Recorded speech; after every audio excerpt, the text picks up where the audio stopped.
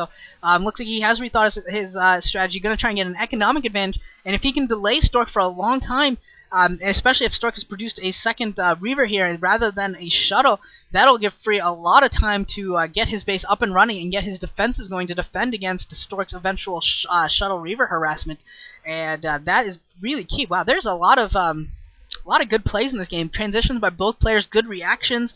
Has been a very, very high quality PvP here between these two dragons, and kind of into a stalemate now. Stork eventually is going to push out. I imagine he's waiting for a shuttle. That's got to be that is my assumption right now. He doesn't know about the second Nexus for Free, so that's playing right into Free's hand right now. That is really good for Free. But other than that, we are in a little bit of stalemate here. Actually, it looks like a second Reaver has been produced by Stork, so maybe thinking that Free was going to go a little bit more all in with his Dragoons than he really was, and so he was produced a second Reaver, and that's going to delay him a little bit here on this push out. He's going to have to slow crawl those Reavers out there to push at Free's contain, and once he does that, it's going to be really easy for Free to just withdraw and try and take advantage of his expansion advantage. And here come the Reavers, here come the engagement here. Free is going to engage a little bit, going to pick off one Reaver. There's no shuttle to pick up, so he picks up one Reaver, loses maybe 4 or 5 Dragoons, picks up three Dragoons maybe of Storks, as well as that Reaver, and then withdraws. So that's an advantage for Free, killing a Reaver and 3 Dragoons, losing about 5, I would say, of his own. So that's an advantage for Free here. And Stork finally has a shuttle out, so he's probably going to be able to micro that Reaver around. Thank God. Really needs that going. And Stork now throwing up his expansion, but this is not good for Stork. His expansion is way late right now, and an observer is seeing that shuttle, seeing where it goes. And Stork not in a good position here at all. It looks like he maybe I don't know if that's a scout or if he's going to try and take another base, maybe try and double expand against Free, but that would be crazy as well. That would be really dangerous. This probe is wandering around, going to get scouted out by some Dragoons, and it looks like he's actually going to survive here for now at least. Free throwing up some more gateways. Haven't seen a Reaver yet from Free. We'll see if he skips the Reaver stage and goes straight to Templars. High Templars are definitely later on. You definitely want more High Templars because it's so much easier to micro their storms and get the mass damage in, as opposed to Reavers, where you really got to be microing your shuttle and Reaver, and that takes a lot of APM, and you're not microing your Dragoons as much. When you have Storms, it's just a quick click of the button, and then you can continue microing your Dragoons, moving injured ones back, and focus firing them. You can do a lot of good things there with your micro. That's why Storm is preferred later game, even though both types will do a lot of damage. And this Reaver is in range. This Reaver is being dropped off. Will it get any kills here? Will it get any kills? That Scarab is dudding. That Scarab is dudding. That Scarab does dud. Does not get a lot of probe kills there at all. Doesn't get any. So that is painful for Stork. Not able to get the damage there, and sending some Dragoons to the south to ferry that shuttle home to get that shuttle home safely. But Free is just in a really nice position right now, getting a Citadel of a Dune up right now, and Stork, it doesn't look like he's doing that at all. Stork still does have that Reaver advantage if he can push in, if he can get a fight that includes Reavers and no High Templars from Free. He will have at least some of that mass damage advantage, even if he's economically behind.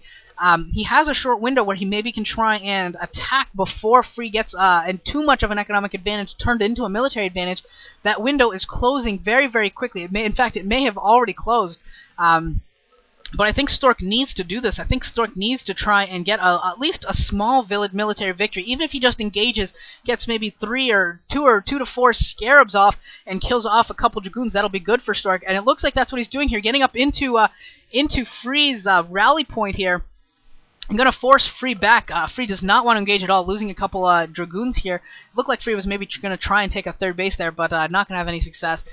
Stork's pushed in too hardcore, and here comes Free kind of coming for a little bit of a counterattack. A couple Dragoons, or a couple Reavers being dropped off, not shooting Scarabs off. There are the Scarabs from the Reavers, and how much damage will they be able to do?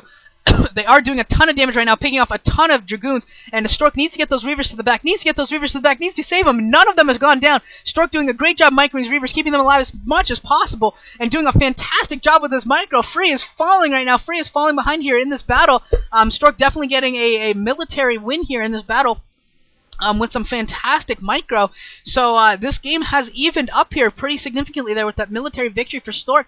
The militaries are probably pretty similar right now, but Stork has the Reavers. However, Free will have High Templar soon, so their positions are pretty close in terms of military, and economy is pretty close now too because of the military loss of Free. Their economic differences are not as extreme as they as they were about a minute ago. So that was a really good attack there by Stork. Fantastic micro with those Reavers, able to get a lot of Scarabs off and do a lot of damage to Free's Dragoons. And really in that position, Free had to engage there. Past that position, there really is no place where he wants to engage. His own, just outside of his natural, is not a really good place. Well, maybe that place could be a decent spot to engage, but you really are susceptible to getting contained there, and that's probably not something that Free wanted to do. He didn't really want to struggle to push out, hence we saw him engage where he did. You have a DT out. That's going to be annoying. That DT is going to be very, very annoying. Getting some scouting information for his Dragoons to stop that shuttle from getting anything in there.